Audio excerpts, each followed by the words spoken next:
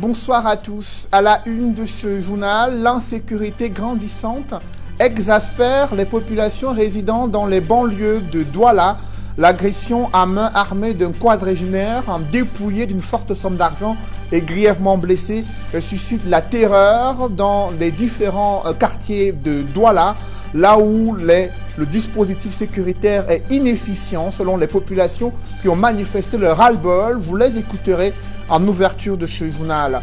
25 ans après l'adoption de la Constitution du 18 janvier 1996, les institutions mises en place ont-elles renforcé le processus démocratique et favorisé l'alternance politique au Cameroun?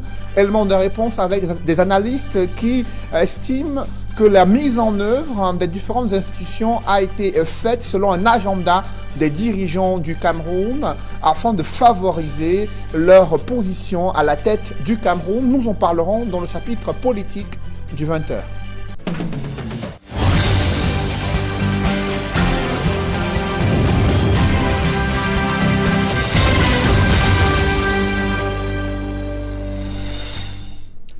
Merci de suivre cette édition complète de l'information sur Equinox Télévision. Il ne se passe plus un jour sans que des populations résidant dans une banlieue de Douala, notamment dans le 3e arrondissement, ne soient victimes d'agressions à main armée. Le cas récent d'un quadragénaire dépouillé d'une forte somme d'argent, grièvement blessé à la suite d'une agression à main armée. Les populations sont sorties ce matin pour exprimer leur ras-le-bol devant cette multiplication des agressions sous le regard indifférent des autorités locales. Le dispositif sécuritaire est inefficient selon ces populations. C'est le constat que font Warren Zede et Cédric Ndjing dans ce reportage. Cette foule en colère, c'est l'exaspération des habitants du quartier Pozam dans le 3e arrondissement de la ville de Douala. Suite à la montée en flèche de l'insécurité dans cette partie de la cité, l'histoire qui a mis le feu aux poudres, c'est l'agression de ce dernier, le dénommé Njoumessi Georges, alias Lama, âgé de la quarantaine, dans la matinée du mardi 19 janvier, aux environs de 4 heures, alors que ce dernier, exerçant dans la vente des chevaux, sortait de son domicile pour vaquer à ses occupations. Le coup a commencé à 4 heures. Ils étaient à 6. C'est Lama, non? C'est Lama. Lama était ici. Un enfant du quartier. Il était ici tombé. Il dit que même moi, on a dépiécé le gars. Toum. Le bandit, même l'autre bandit est tombé que là-bas devant ma cour. L'autre bandit. Alors, maintenant, le chauffeur est venu dire que tournez la voiture, tu le termines. C'est le caillou là qui lui est même... qui a sauvé c'est le caillou qui a sauvé le chauffeur qu'il n'est pas monté sur le bandit, le voleur. Parce que le voleur était... Il était en noir. Il est tombé là-bas. L'infortuné a été conduit à l'hôpital La Quintini dans un état critique. Un énième acte d'agression dans ce quartier face auquel les populations s'insurgent et en appellent à la prise du problème à bras le corps par les autorités compétentes. Nous, les mamans de Newton Aéroport, nous faisons appel aux autorités compétentes de nous aider, nos chefs du quartier, nos fils, nos enfants ne sont pas en sécurité, nos maris, nous-mêmes qui sortons dans la nuit pour se chercher, pour nourrir les enfants, pour envoyer les enfants à l'école, nous ne sommes pas en sécurité à Newton Aéroport. S'il vous plaît, notre chef, il faut que notre chef vienne en sécurité, il prenne ces choses en main, il nous aide pour l'insécurité que nous avons déjà à Newton Aéroport. On a failli tuer l'un de nos autres ce matin, à 5 h du matin, qui partait se chercher pour ses enfants. Pour nous-mêmes. Pour nous-mêmes. S'il vous plaît, on n'est pas en sécurité. Nous voulons qu'on nous aide. Que, pardon, les autorités compétentes nous aident. Aidez-nous. Nous sommes en danger. Aidez-nous. Nous plaidons en journée, en la nuit. On n'est pas en sécurité. C'est tout ce que nous demandons. En dehors aidez-nous, je vais dire encore quoi? Aidez-nous. Aidez-nous. Ça ne nous laisse pas, papa. Aidez-nous. Un cri de détresse qui s'élève et remet au goût du jour l'épineux problème de l'insécurité dans la cité économique. Dans la ville de Ngaoundéré, près de 1400 téléphones portables issus de la contrebande ont été saisis par les fins limiers des services de la douane. Objectif, lutter contre le commerce illicite. Notons que la contrebande sévit depuis plusieurs années dans cette partie du Cameroun. Évocation avec Jean-Blaise Noupayé et Isabelle Carole Zoupet. Dans ces colis, 1400 téléphones portables flambant neufs issus de la contrebande saisis à l'entrée de la ville de Ngaoundéré dans la Damawa. C'est le résultat d'une opération menée par les agents des douanes dans le cadre de la mission spéciale Halte au commerce illicite. Ils ont tendu une embuscade à ces individus qui transportaient frauduleusement ces marchandises à bord d'une moto en provenance du nord. Ces gros cartons de téléphone que vous voyez est entré à bord d'une motocyclette. Nous avons aperçu ça dans les brousses de Demsa, dans la région du Nord. Et quelques heures plus tard, il est tombé dans notre filet. Au moment qu'il traversait les frontières, avec un gros colis sur la moto, notre service de renseignement ont suspecté les armes ou bien les cartouches. Mais quand on l'a pris donc à l'entrée de Ngaoundéré, on a donc trouvé le téléphone portable. À travers cette opération Alcomi, qui vise à combattre plus efficacement ce fléau, les contrevenants sont contraints de se conformer. Comme c'est la contrebande, on va calculer les droits et taxes. Et comme lui n'a pas déclaré à l'entrée, il va payer les droits plus les amendes. Au Cameroun, le commerce illicite, la fraude, la contrebande et la contrefaçon constituent un énorme manque à gagner pour l'économie nationale, avec des pertes à hauteur de plusieurs milliards de francs CFA. Alors que le gouvernement dit avoir gagné la guerre dans le nord-ouest et le sud-ouest, des attaques se multiplient contre des postes de contrôle, postes de police, notamment dans les Bamboutos, à la frontière entre le nord-ouest et le sud-ouest. Vous le savez, il y a quelques jours, plusieurs forces de l'ordre ont tombé sur le champ d'honneur après avoir été attaquées par des groupes armés séparatistes.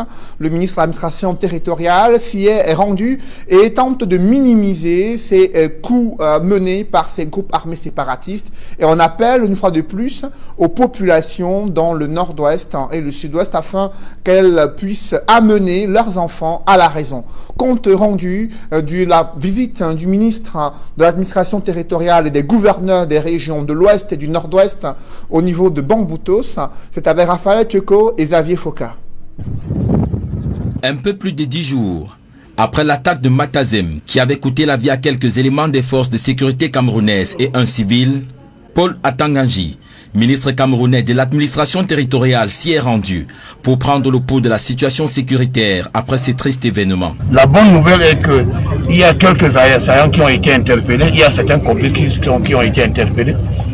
Et au cours des enquêtes, je crois qu'on finira par mettre main parce que ces gens qui ont tué les forces de défense et de sécurité et des civils innocents seront traqués dans leur dernier retranchement. Après avoir fait le tour, accompagné des plus hautes autorités administratives et sécuritaires de la région de l'Ouest, Paul Atanganji a prescrit comme première mesure la prévention. Je crois qu'on peut prévenir ça parce que quand vous regardez le cahier des charges, il est prévu qu'à chaque fois qu'il y a un checkpoint, il y a un périmètre de sécurité autour de ce checkpoint. Donc si le périmètre de sécurité fait son travail, les assaillants peuvent être neutralisés à distance. Le ministre Paul Atanganji a, comme à son habitude en pareille circonstance, saisi l'occasion pour lancer un autre appel à l'endroit des indécis. Nous demandons aux enfants qu'on manipule, qui sont dans les brousses, qu'ils déposent les armes pour rejoindre les centres de désarmement, de démobilisation et de réintégration créés par le chef de l'État, qui est une porte de sortie pour eux.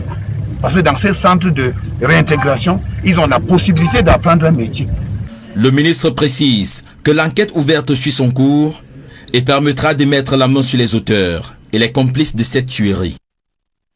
25 ans après l'adoption de la Constitution du 18 janvier 1996, le Cameroun fait face à une crise qui remet en cause la forme et la nature de l'État, la crise dans les régions anglophones, la mise en œuvre des institutions censées renforcer le processus démocratique a été faite selon un agenda des dirigeants du Cameroun afin de favoriser leur maintien à la tête du pays. C'est du moins l'analyse que font des politiques politologue qui estime que cette mise en œuvre n'a pas servi le processus démocratique. Néanmoins, il note une volonté de vouloir parachever l'architecture institutionnelle au Cameroun. D'autres précisions avec Joël Essengue et Gizogo. 25 ans après son entrée en vigueur, le 18 janvier 1996, la Constitution du Cameroun essuie encore de la part des analystes des féroces critiques.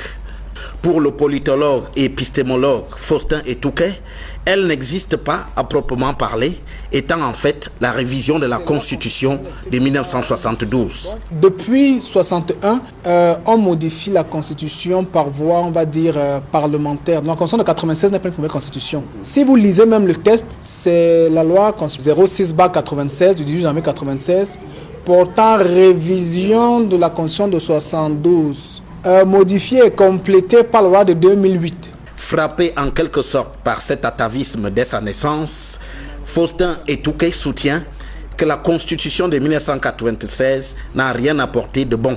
Cette Constitution, elle n'aurait pas dû être dénaturée. Cette Constitution, quand on la lit, ce qu'elle portait comme, puisque la loi dispose pour l'avenir, donc ce que cette Constitution disait pour le futur du Cameroun, 25 ans après, il faut le dire de manière froide, c'est un lamentable échec. De la sorte, le politologue souligne à grands traits les violations flagrantes de cette Constitution.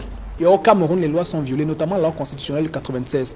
La loi fondamentale dit ce que la loi doit faire. Par exemple, organiser la défense. La défense du Cameroun, ce sont les législateurs, c'est les députés qui doivent le dire. Et en 2001, la réforme des armées faite par décret. Comment est-ce que le président de la République a pu signer 21 tests, 21 décrets qui réforment l'armée sans que les députés ne le traduisent dans la haute cour de justice, par exemple? Mais c'est ce qui s'exécute.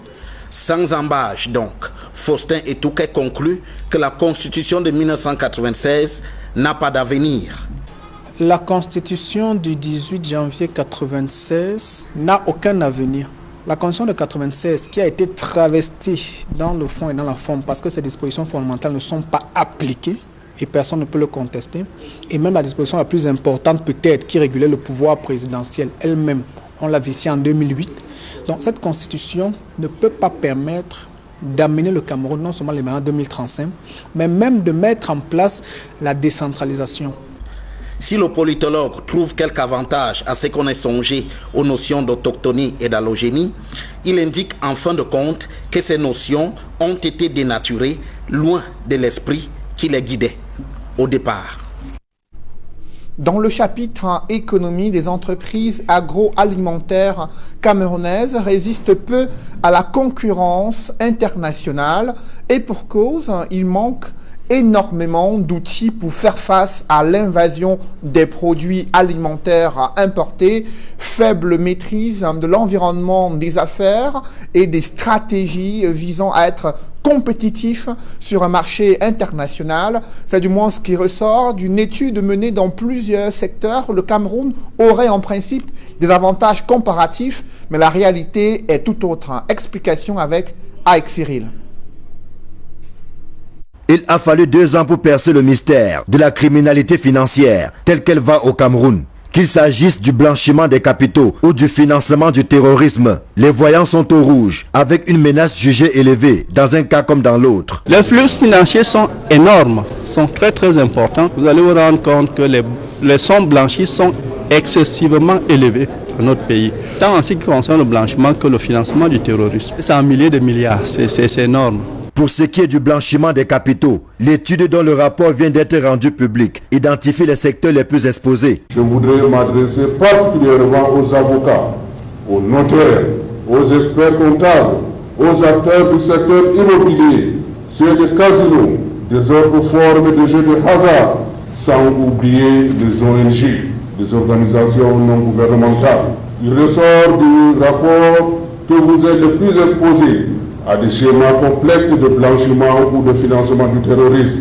Quant à la menace globale de financement du terrorisme, elle tient compte du paiement des rançons, des pillages d'institutions financières, du trafic de drogue et d'armes, des pillages de bétail, puis de la contrebande et de la contrefaçon. C'est dire combien le mal est profond et nécessite une thérapie de choc. Je note que notre pays est exposé aux menaces criminelles telles que le détournement, la corruption, la fraude fiscale et douanière, le vol et l'escroquerie, entre autres. Une montée fulgurante du phénomène de cybercriminalité. En identifiant les risques, pour mieux les comprendre, il est désormais plus aisé au gouvernement d'apporter des solutions idoines, adéquates et appropriées pour rendre notre dispositif solide face à la délinquance financière rampante. L'évaluation nationale des risques indique la voie à suivre pour prévenir et réprimer les actes de blanchiment des capitaux et de financement du terrorisme au Cameroun. Cette stratégie nationale est faite autour de 6 axes stratégiques contenant des actions spécifiques. Amélioration du cadre juridique de la lutte contre le blanchiment de capitaux et le financement du terrorisme, renforcement du dispositif institutionnel de lutte contre le blanchiment de capitaux et le financement du terrorisme, renforcement des capacités des autorités d'enquête et de poursuite, renforcement de la coopération entre les différents acteurs de la lutte contre le blanchiment de capitaux et financement terroriste, amélioration des dispositifs de supervision et de contrôle, amélioration des dispositifs de prévention et de lutte contre le financement du terrorisme. En espérant que les fruits tiendront effectivement la promesse des fleurs. Vous venez de suivre la quintessence du rapport de l'Agence nationale d'investigation financière sur les circuits du blanchiment d'argent au Cameroun et les secteurs les plus exposés à ces risques de blanchiment d'argent à travers le pays.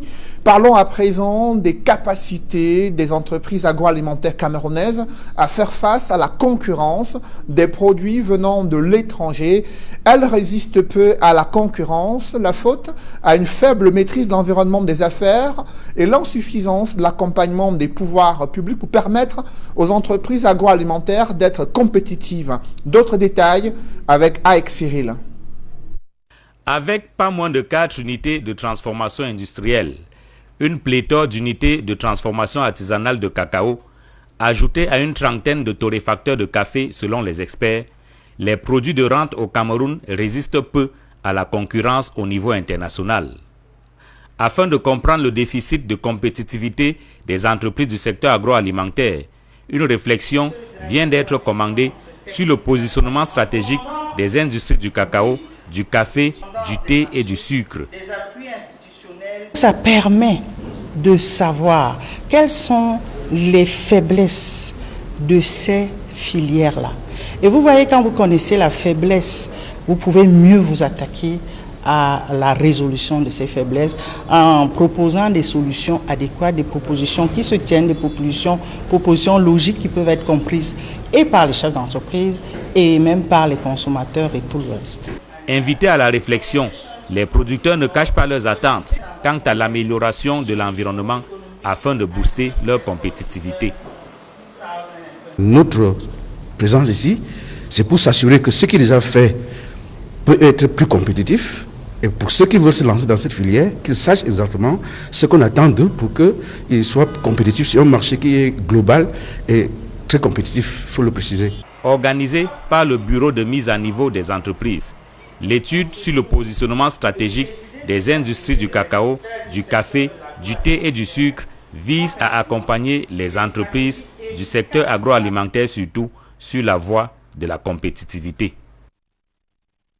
Après une vive protestation du syndicat national des enseignants du supérieur, déplorant le non-paiement de la 4e tranche de la prime spéciale pour la recherche et les différentes prestations dues aux enseignants d'université, le ministre de l'Enseignement supérieur veut désamorcer la grève prévue entre le lundi 25 janvier et le samedi 30 janvier 2021 dans les universités d'État. Redoutant une cessation d'activité d'enseignement, le professeur Jacques Famdongo annonce que le ministre des Finances a mobilisé les fonds pour le paiement de la prime spéciale pour la recherche universitaire. Selon un communiqué rendu public cet après-midi, il y a 2 modes de paiement qui sont prévus. Les enseignants-chercheurs doivent recevoir leurs allocations dès vendredi 22 janvier au ministère de l'Enseignement supérieur. Le paiement se fera par billettage. Et en ce qui concerne le paiement par virement, il débutera le 28 janvier 2021, annonce le ministre de l'Enseignement supérieur. Parlons à présent du CHAN édition 2021. Dans quelle ambiance la ville de Limbé accueille-t-elle les premières rencontres de cette compétition? Malgré les velléités d'insécurité des amateurs de football, expriment leur joie de renouer avec une ambiance chaleureuse dans les tribunes. D'autres sont ravis de revivre les sensations fortes qui qualifient, qui jouent souvent les matchs et les compétitions telles que celle du CHAN. Des précisions avec Ralou Taboufoué et Gladys Sidje. De Limbé abrite les équipes du groupe D dans cette 6e édition du championnat d'Afrique des Nations. Les fans de football dans cette partie du pays manifestent la joie de retourner dans les stades afin de suivre les rencontres. Et c'est entre amis que certains ont décidé de vivre ces moments. C'est une fête pour nous parce que ça c'est la première fois d'avoir la CHAN au Cameroun. Tout le monde est fier d'aller supporter le gars. Bon, on va supporter le meilleur gagne. Et j'ai bien aimé parce que, bon, là, partout là où on s'assoit, on doit regarder le match. On n'a pas un endroit où on va s'asseoir d'abord avant de regarder le match. Partout où on s'assoit, on doit regarder le match. Et j'ai dit ça parce que nous sommes beaucoup avec les partenaires. On doit être sur place ensemble. Il ne doit pas acheter pour 5 000 pour que mon ami doit aller s'asseoir là où il y a pour 1 000 francs. Peut-être je ne suis pas avec lui. Ouais, donc on doit acheter tous à 1 000 francs pour qu'on doit être sur place. Parce qu'il y a la fête et tout le monde doit être nous tous, nous serons dans l'ambiance. J'ai une équipe que je supporte dans cette équipe. Bon, le point c'est que mon équipe c'est Cameroun, puisque je suis un Camerounais. Bon, le Cameroun ne joue pas par ici. Il doit supporter le meilleur qui gagne. Plusieurs voient en cette compétition une façon de célébrer le football et donc, en dépit du fait que les Lions indomptables ne jouent pas dans la ville de Limbé, les amoureux du ballon rond ici entendent bien profiter de chaque moment de cette compétition. Vraiment, c'est une très très grande journée pour nous. Même quand les Lions ne jouent pas à Limbé, on est obligé d'aller supporter d'autres équipes. Le CHAN, c'est au Cameroun. Donc nous vivons au Cameroun. Et on est obligé d'aller supporter les Lions, Non, je dirais à tout le Cameroun d'aller supporter les Lions, d'aller supporter le football. Alors, le football d'abord, c'est le sport le plus préféré du Cameroun. Donc, j'aurais dit à tout le Cameroun d'aller au stade. Personne ne doit rester à la maison, franchement. Moi, j'ai mon équipe, la Zambie. Moi, je vois que la Zambie va faire mieux que d'autres équipes. Hein. Voilà, franchement. Parce qu'ils sont trop jeunes, c'est les jeunes bons joueurs. Pour cette 6e édition du CHAN, la sécurité a été renforcée à l'entrée du stade Omnisport de Limbé et dans la région du Sud-Ouest de manière générale, confient les autorités. Et les supporters de la Zambie n'ont pas été déçus. Cette équipe a remporté son match 2-0 face à la Tanzanie. Et à l'heure actuelle, une deuxième rencontre se joue au stade de Limbé. La Guinée affronte la Namibie et la Guinée mène au score 1-0 à la 22e minute déjà écoulée de la deuxième rencontre. Il faut préciser que le Cameroun entre à nouveau pour le deuxième match. Dès demain, le Cameroun affrontera le Mali. Le match qui se jouera au stade Amadou Ahidjo à Yaoundé. Parlons à présent de ce grabuge à la Fédération camerounaise de football, échauffourée entre dirigeants de clubs et les forces de l'ordre. Certains d'entre eux ont été interpellés. Ils sont revenus à la charge, exigeant le départ de l'exécutif de la Fédération camerounaise de football après la sentence du tribunal arbitral du sport. Ambiance électrique à la direction de la FECAFoot, c'est avec nos reporters, Joël Essengue et Aïk Cyril.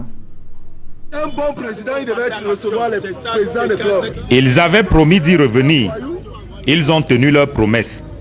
Des dirigeants de clubs étaient à nouveau à la Fédération camerounaise de football. Nous savons comment la FIFA se comporte quand elle veut communiquer. Et nous voulons bien faire la distinction entre ce que peut dire le président de la FIFA et ce que la FIFA peut dire. C'est deux choses bien différentes. Et à l'heure actuelle, nous avons saisi la FIFA pour demander qu'ils essayent de nous éclairer sur cette sortie et de la secrétaire générale et du président de la FIFA. Mais contrairement à la journée d'hier, celle d'aujourd'hui a été mouvementée. Échauffourée avec les forces de l'ordre, puis interpellation de quelques dirigeants de clubs conduit à une destination inconnue. Ils ont appelé les camions de police et tout ça, vous voyez. Mais nous, on est devant le portail parce qu'on a rendez-vous ici.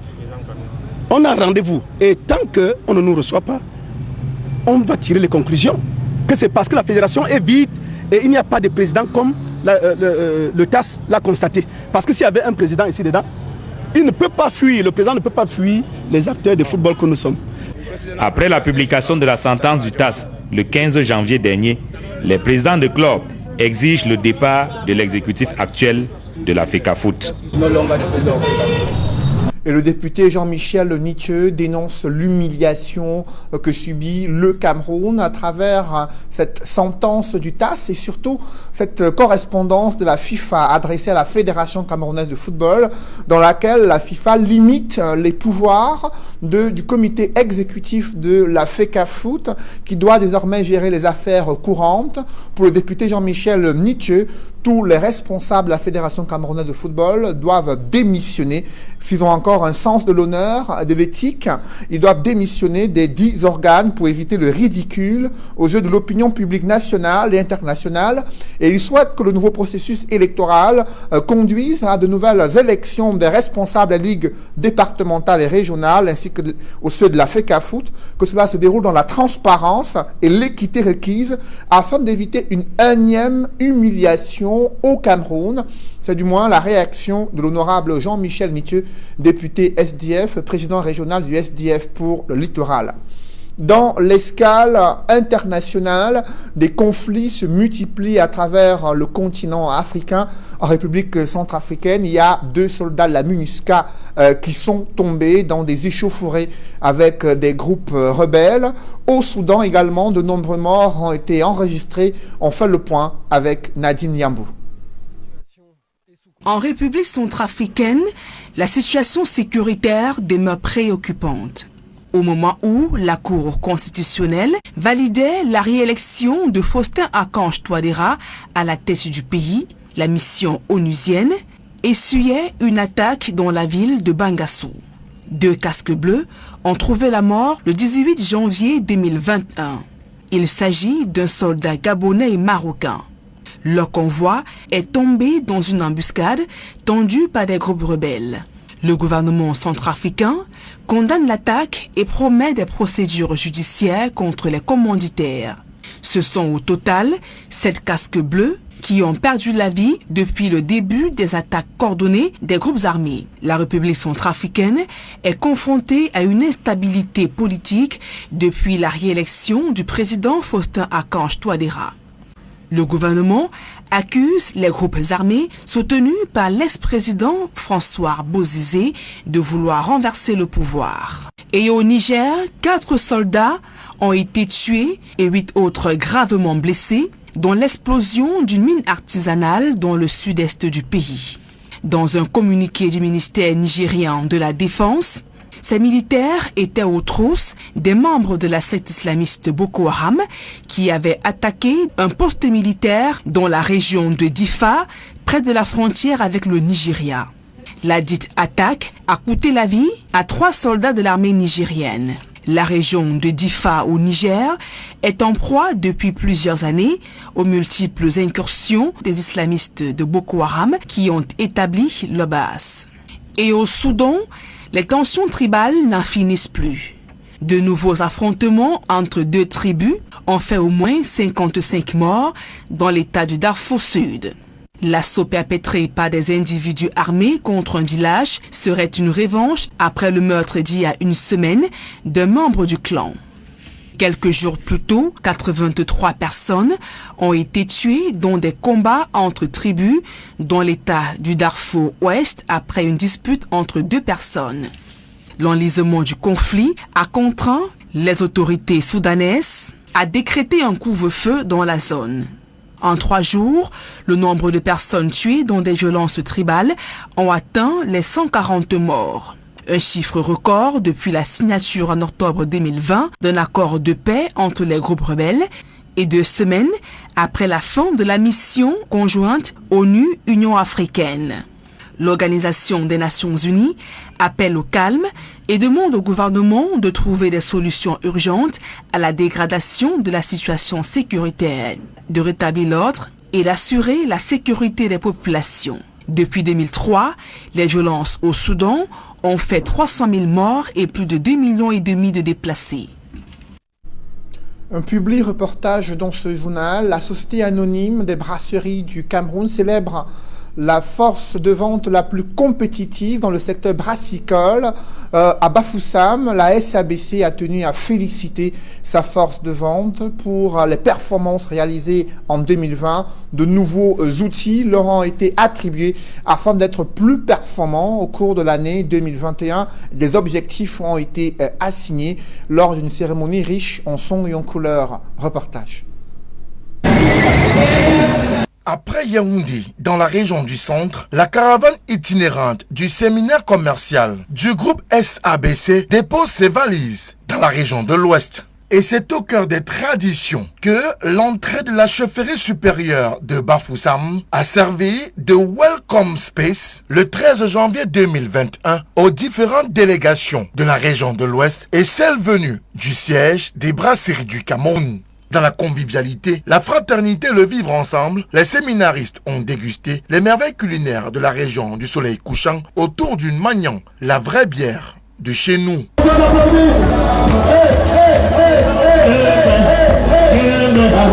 Nous sommes aujourd'hui sur le thème de la culture avec Magnan et le lieu qui est choisi est assez emblématique. Nous sommes sur la place de la chefferie de Bafoussam, une place historique, emblématique, et les choses se passent plutôt très bien, c'est convivial. Nous sommes avec des groupes de danse, avec nos consommateurs, les collaborateurs, les équipes de l'Ouest et celles du siège. Bref, c'est une communion pour lancer ce séminaire. L'intelligence collective et conquérante, gage de notre leadership et au service d'une agro-industrie performante et compétitive, c'est le fil conducteur qui a guidé les travaux du séminaire commercial 2021 dans la région de l'Ouest. Il s'est agi de passer à revue toutes les actions commerciales des brasseries du Cameroun menées courant 2020 afin de relever les manquements et faiblesses et de s'armer de stratégies nouvelles pour être plus efficaces et performants en 2021. Du bilan des activités dressées par le directeur commercial et marketing du groupe SABC, il ressort que la région de l'Ouest du Cameroun a été la plus performante du pays en 2020. Une mention spéciale au service commercial de Bamenda qui, dans un contexte d'insécurité dû à la crise sociopolitique que traverse la région du Nord-Ouest, s'est démarqué par son engagement, son courage et sa bravoure pour assurer la distribution des produits SABC aux clients. Le groupe SABC, branche de l'Ouest, qui a conforté sa position de leader agro-industriel en 2020, entend rééditer cette performance en 2021. Avec la collaboration et la contribution de toutes les équipes, nous allons relever le challenge qui sera de rééditer l'exploit en 2021. Je n'ai pas de doute là-dessus. Je compte davantage sur notre écosystème, sur nos distributeurs qui sont professionnels de plus en plus, qui comprennent l'intérêt de la stratégie. Et je pense que tout le monde embarqué dans cet objectif qui est très noble, mais qui est réaliste, on maintiendra sans doute ce leadership sur 2021. Des performances inédites réalisées sur le terrain par l'équipe de la région de l'Ouest des brasseries du Cameroun, saluées à leur juste titre par le directeur commercial et marketing du groupe SABC. Vraiment bravo à cette région qui a fait un travail remarquable en équipe, de réaliser des résultats exceptionnels et de battre les records de toute l'histoire du groupe SABC en 2020. Ensemble, nous devons continuer de maintenir le cap et s'améliorer parce que nous devons toujours progresser et faire mieux que l'année dernière. Passé le temps de la réflexion, place également a été donnée aux récompenses de 2020 au cours de la soirée, de la performance aux couleurs de Magnan, la vraie bière de chez nous. Je suis très heureux d'être parmi vous dans cette soirée. C'est un séminaire itinérant et la région de l'Ouest a accompli, Votre Majesté, des performances remarquables dans un contexte difficile. Et je voudrais saluer cette performance à nouveau ce soir en vous félicitant et je crois que vous pouvez vous applaudir tous ensemble. Les meilleurs partenaires du groupe SABC de la région de l'Ouest ont à l'occasion reçu des prix dans diverses catégories. Ainsi, le premier prix du meilleur distributeur Ligue des Pros Grand Challenge, Patricia Bertolo, est revenu à Martin Djoufak des établissements Sonodi à Chang, qui est reparti en plus du trophée avec un pick-up de valeur. Vraiment très fier. On a toujours dit la vraie magie c'est le travail. Je remercie les brasseries vraiment pour ce cadeau qu'ils nous offrent. Non seulement j'ai eu la pick-up, mais les autres ont aussi tant de cadeaux. Vraiment, C'est une entreprise citoyenne qui ne cesse d'encourager les gens. Nous sommes vraiment très ravis d'être avec eux ce soir. Le deuxième meilleur distributeur, Ligue des Pro Grand Challenge, Patricia Bertolo, a reçu un groupe électrogène. Le prix du meilleur service commercial de l'Ouest en 2020 est revenu au service commercial de Bafoussam. Je ne peux qu'être heureuse. C'est le fruit en fait du labeur au quotidien, client par client, point de vente par point de vente, centimètre par centimètre. Il est question pour nous de travailler au quotidien en faisant la meilleure exécution de notre marché.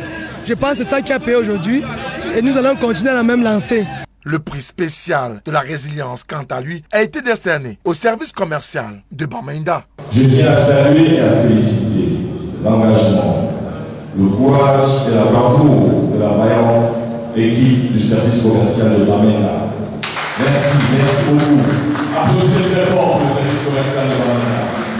La soirée de la performance du groupe SABC à Bafoussam a aussi connu la présence effective du chef supérieur Bantoum, village du département d'Undé, et était agrémenté des prestations diverses d'artistes de renom.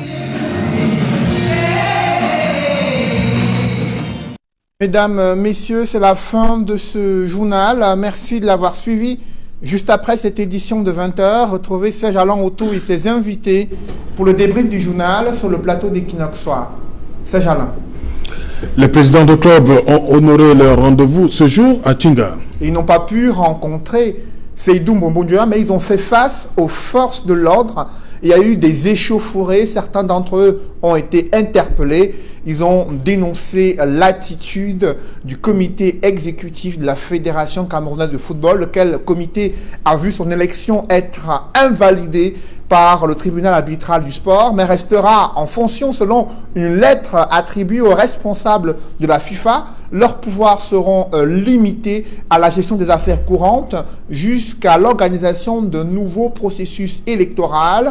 Mais cette situation n'arrange pas certains dirigeants de clubs qui continuent à exiger leur départ, mais ils ont fait face aux forces de l'ordre et ils ne comptent pas lâcher prise. Serge Alain. Voilà, madame, monsieur, c'est dans l'essentiel l'Equinox Soir, deuxième partie. Bonne soirée à vous, Cédric. Bonne soirée à vous, cher Alain. Rendez-vous demain. 20h. Dans un instant, la suite, Equinox Soir.